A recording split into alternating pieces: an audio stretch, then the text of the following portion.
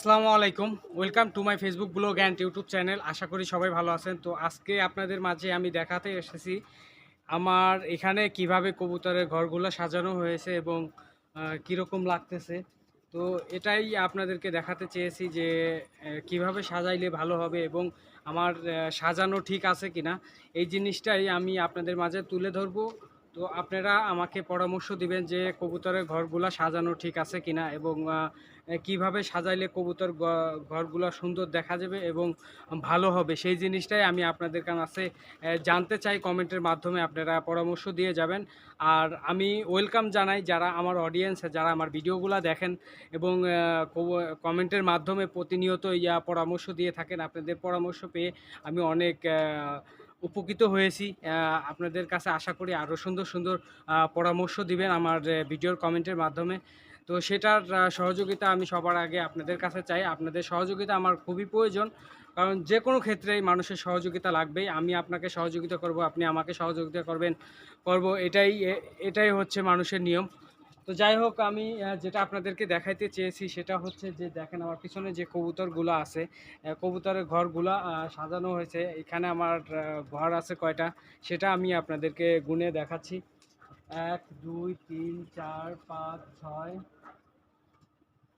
7 8 9 10 11 12 piece আছে কবুতরের ঘর এখানে। তো অনেকেই আমাকে কমেন্টের মাধ্যমে জিজ্ঞাসা করে থাকেন যে ভাই ঘরগুলো কত ফিট এবং কতটুকুন লম্বা করা হয়েছে এবং হাইট করা হয়েছে। ভাই হাইট আছে হলো কি আপনার 4.5 ফিট, 4 ফিট। ঘরের আপনার মুখ আছে হচ্ছে হলো কি আপনার 8 ইঞ্চি, এক বট মতো। এক বটও হবে না, এর থেকে কম হবে।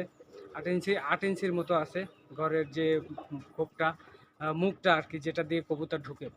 তো আপনারা যদি এটা বানাইতে চান, অবশ্যই আপনি কোনো মিস্ত্রির কাছে যদি যোগাযোগ করেন তাহলে অবশ্যই সুন্দরভাবে আপনার কবুতরের ঘর বানাই দিতে পারে। তো এখানে অনেকে আবার প্রশ্ন করেছিলেন যে ভাই এই ঘরটা বানাইতে কত টাকা খরচ পড়েছে। এখানে ওই সামনের দেখতেছেন 1 2 3 4 5 6টা ঘর আছে হচ্ছে আমার স্টিলের, যেটাকে বলে আপনার লোহার যে শীট আছে ওই শীট দিয়ে তৈরি। ওইগুলা একটু খরচ বেশি পড়েছে। আর এই পাশে যে কয়টা আছে দেখতেছেন এগুলা হচ্ছে কাঠের তৈরি। এই যে কাঠের তৈরি এগুলা, তো এগুলা এবার খরচ কম। তো আপনারা যারা নতুন কবুতর পুষতে চান তাহলে অবশ্যই আপনারা কোনো মিস্ত্রির কাছে যোগাযোগ করতে পারেন ঘর বানানোর জন্য। তো আমি যে ভিউটা দেখাচ্ছি, আমি আর কথা না বাড়াই, যদি ভিডিওটা ভালো লাগে তাহলে পেজটা ফলো দিবেন এবং ভিডিওটা শেয়ার করে দিবেন। এবং ইউটিউব চ্যানেল থেকে যদি দেখে থাকেন তাহলে চ্যানেলটা সাবস্ক্রাইব করে দিবেন। সবাই ভালো থাকবেন, ভিডিওটা দেখতে থাকুন এবং কে কোথা থেকে দেখতেছেন কমেন্টের মাধ্যমে জানাই যাবেন।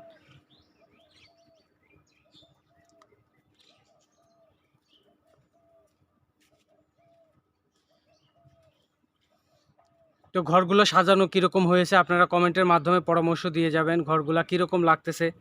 তো এই বিষয়ে আমি আপনাদের কাছে অবগত জানতে চাচ্ছি যে আপনারা আমাকে কমেন্টের মাধ্যমে জানাবেন কিভাবে ঘরগুলা রাখলে পরে ভালো হবে এবং ঘরগুলা কোন স্টাইলে সাজাইলে কবুতরের জন্য খুবই ভালো এবং কোন দিকে মুখ করে দিলে পরে কবুতরের সমস্যা হয়, এগুলোও কমেন্টের মাধ্যমে যদি আপনারা মনে চায় যে না এ বিষয়ে জানানোর দরকার তাহলে অবশ্যই আমাকে পরামর্শ দিয়ে যাবেন। আপনাদের পরামর্শ অনুযায়ী অবশ্যই কাজ করব এবং আপনাদের পরামর্শ অবশ্যই লাগবে। আমি অনেক কিছুই জানি না কবুতর সম্পর্কে, যেটা আপনারা কবুতর পালন করেন, যারা নতুন কবুতর পালন করবেন তারা তো আমার মতো শিখবেন।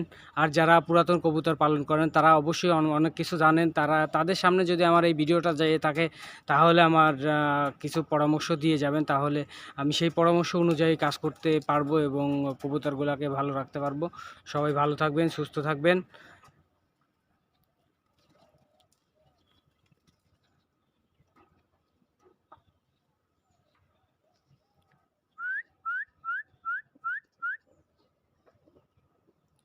আহ আহ আহ আহ